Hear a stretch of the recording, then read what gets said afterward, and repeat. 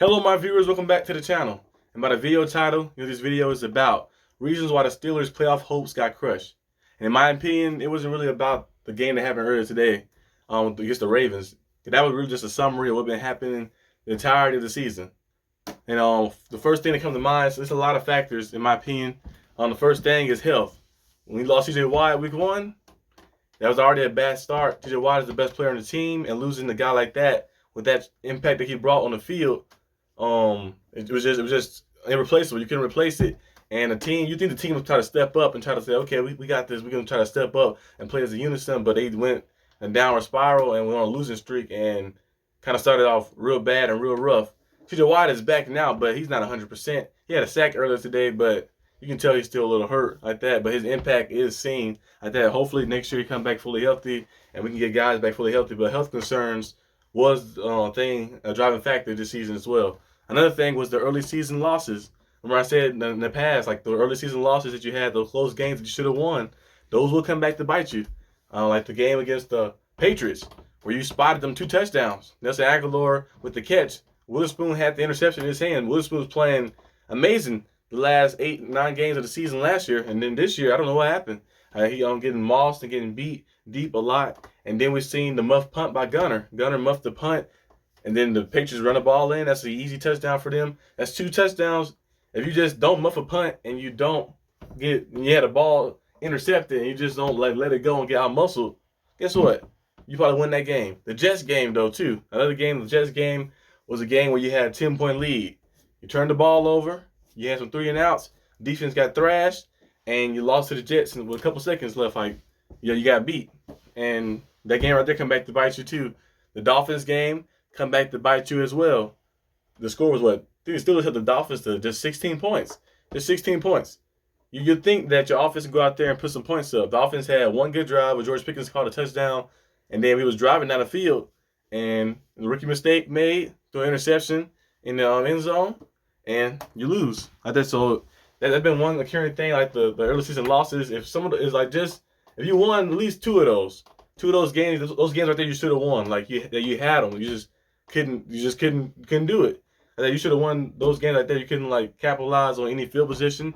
Could never capitalize on it. Or get any stops on 3rd down. You just kind of lost the game yourself, beat yourselves. And simple mistakes. A few little plays just turn better, a better discipline, and you probably would have won those games. You'd probably be sitting at a better record right now. And we'll have to worry about okay, well, our season not over yet like that. But now technically our season is not fully over because you need a lot of things to happen. You got to be some crazy stuff, like some miracle magic stuff, which is not going to happen. Because unlike other teams, they handle their business. We don't handle our business. The other teams like the Bengals, they're not going to lose 3 or 4 of their last games. They're not going to happen. You're not going to see that happen with some of those teams above us like that. They're actually going to take care of business because they actually are good teams. Another thing was inconsistency throughout the season. We'll see up and down. We'll see us play well in the first half, like we've been doing recently, but not this past game that happened earlier today. But you see us play well in the first half, and then you see in the second half we kind of just play terrible. Or the other way around, we have a few good drives early on, then we'll have nothing else. We throw the playbook away, and we just kind of go out there and just look crazy like that. But inconsistency throughout the season will cause you to lose, of course. And another thing is when the pressure is on, the team cannot step up. You see when TJ Watt went down after we won that first game against the Bengals, okay, the Steelers defense playing like that, they can go out there and ball out. Now I'm not gonna blame anything on the defense fully. A little bit on defense, on some games, but throughout the season, the defense have put the offense in position to win some games. Like I mentioned, the Patriots game, the Patriots only had 17 points. Even with all that crazy stuff that happened, the Patriots, the Nelson Aguilar catch, and the other stuff that happened, they only had 17 points. Only 17 points, and you couldn't beat them. And then the Dolphins only had 16 points. You couldn't beat them. The Ravens this past game only had 16 points. You couldn't beat them. That Bengals game, I know the defense allowed 37 points, but the defense also was playing well in the second half, and they gave the offense so many opportunities, and they went 3 and out 4 or 5 straight drives. So sometimes you're just kind of hurting yourself. We have to see the defense play well and the offense play well. Doesn't play well. Then sometimes you see the offense play well, which is rarely, and the defense don't play well like that. But sometimes you see both of them don't play well at all like that. But that's another thing too. When the pressure is on, we do not perform. We don't become diamonds. We become I don't know, Cuban Zirconian. Yeah, that's what we become. But another thing too, like watching throughout the games, we can never convert on third downs. We can never stop anybody on third downs. Even this past Ravens game, you look at the game, like some of those third down plays should never happen. Deshaun Jackson, old man Deshaun Jackson. I know you still got in football. In real life, he's not old. He's only 36, something like that. But in football terms, he's old, like that. Like old man Deshaun Jackson, wide open. You letting these you knew the Ravens gonna run the ball. They're not gonna throw the ball with the undrafted quarterback. They was gonna run the ball on that play right there at 3rd and 3 and motioning out. And Robert Spillane out there. Robert Spillane was out there for being the guy to be like basically the first line of defense, and he ran the wrong way, and then Dobbins just ran straight up the gap. Or was it Godwin? It was Gus Edwards. It was somebody, one of their running backs. Ran straight up the gap and got it. And J.K. Dobbins was just thrashing us the whole time. And the Ravens played the football that we wanted to play. They played the football that we wanted to play throughout the entire game. They went out there and won the line of scrimmage. They went out there and got to the quarterback and made the quarterback make mistakes. And that's the football we was trying to play. We was trying to come in, maybe establish the run, and then have our pass rush get after the quarterback and make him make mistakes. But we couldn't. We couldn't, and we still, now, even though we allowed 215 rushing yards, the defense still only held them to 16 points. The Ravens only scored 16 points. You'd think your offense would go out there and at least give you 20. At least give you 20 out there. But Mr. Trubisky was out there and he was just throwing a lot of interceptions, a lot of bad interceptions, a lot of bad ones. Like some of those plays, like sometimes you gotta think like, I can just throw it away. We have another down. I just still try to force it in the middle. You're like, I can just throw it away.